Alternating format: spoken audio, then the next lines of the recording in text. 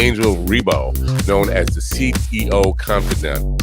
Is an influencer, international TV host, public speaker, CEO consultant, board member, and philanthropist. I was always doing the same thing. So I was always helping my employers to develop their businesses. I think that business leaders now need to be conscious like never before. They need to hear different messages. Angel has empowered more than 1,500 CEOs in 33 different countries and speaks 5 languages.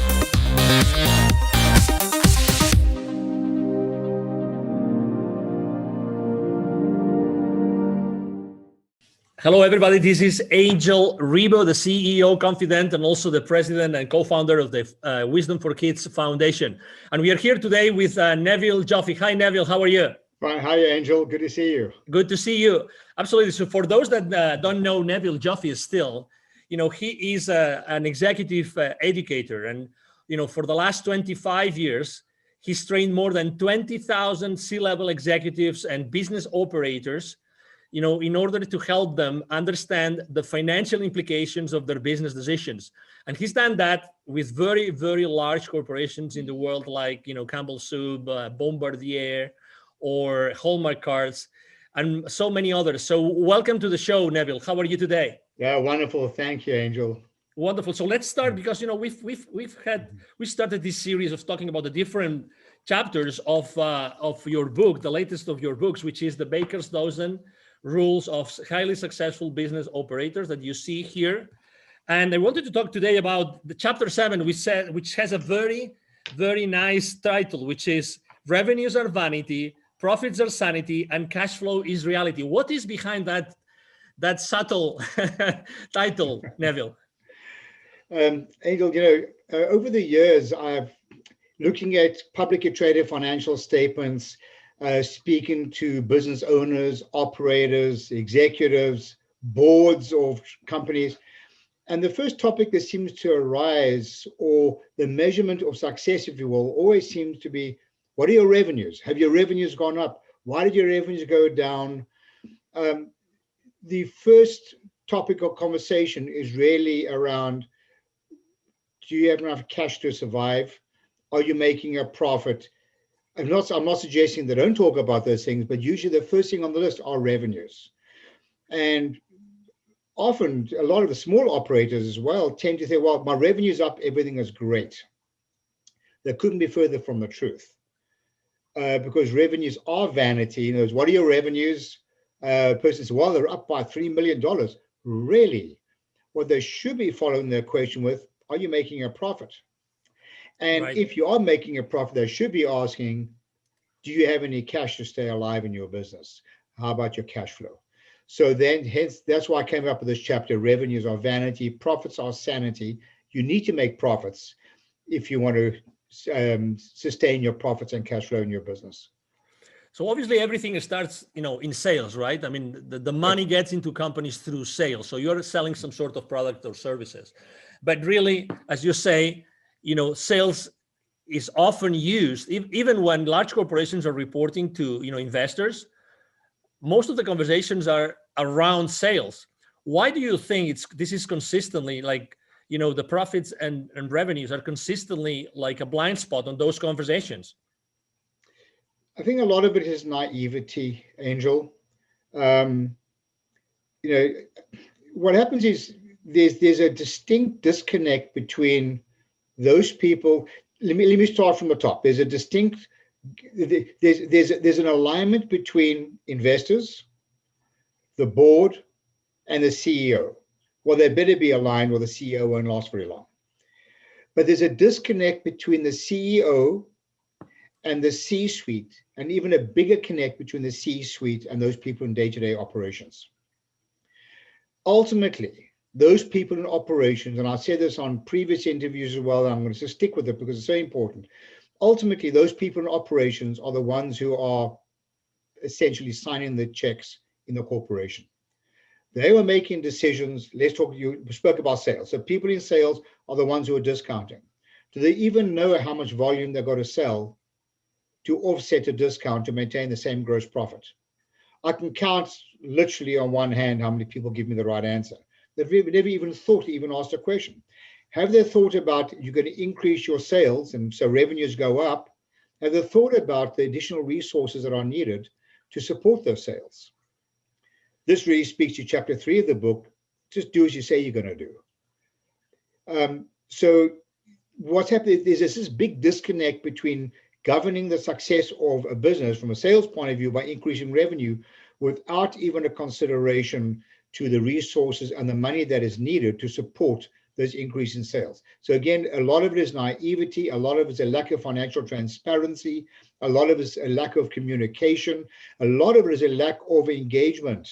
In fact, if you look up on the top corner of my screen, we talk about driving sustainable profits and cash flow. The word sustainable is the opposite word, but to do that, we need to engage our employees, we need to educate them, and only when we do that is it reasonable to hold them accountable. So a lot of this is a big disconnect in communication and education. All right, we have identified this issue, this problem, this blind spot. What can we do to fix it? First of all, another chapter we'll talk about later on is not everything interesting is useful. Right. And don't evaluate numbers in isolation.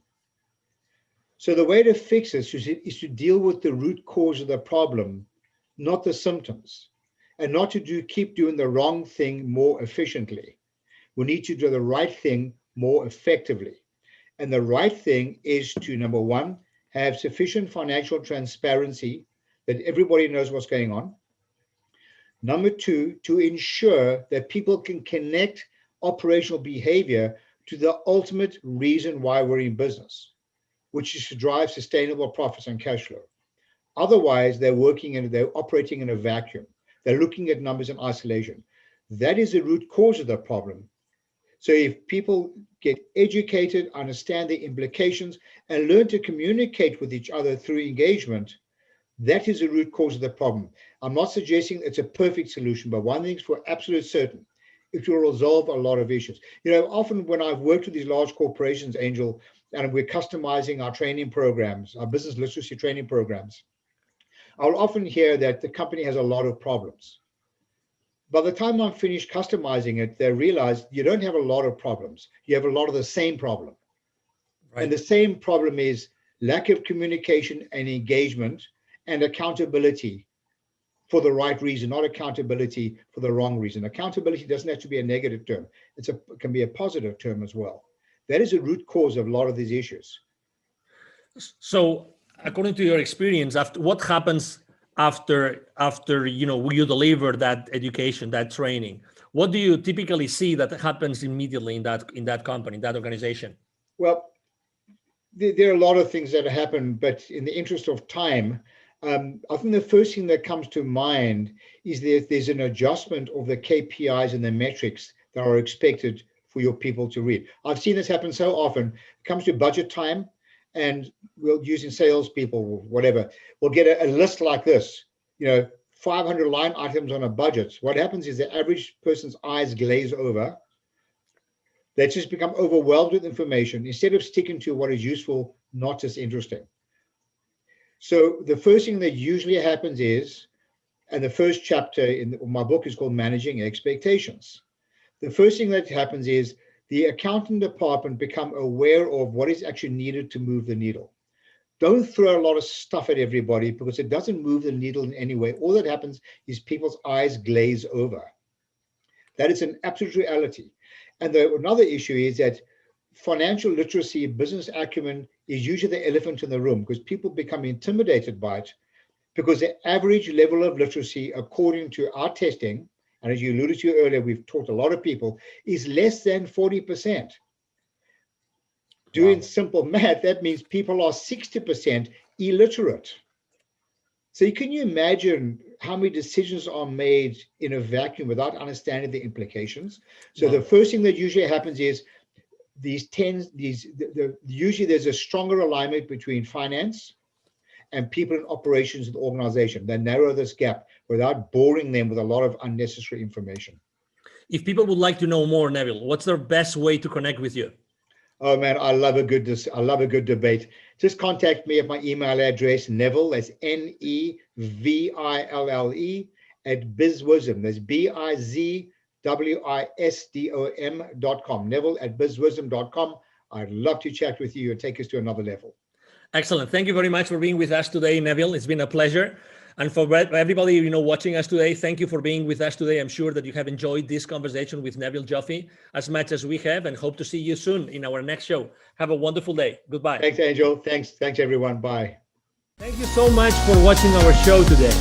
The entire team of the CEO Confidant appreciates your time and attention. If you think that you are a good fit for the CEO Confidant TV, please connect with us on LinkedIn. We hope that you enjoyed today's show as much as we did. See you soon. Angel Revo, the CEO Confidant. Email address angel@angelrevo.com. Don't forget to follow me on LinkedIn. Thank you.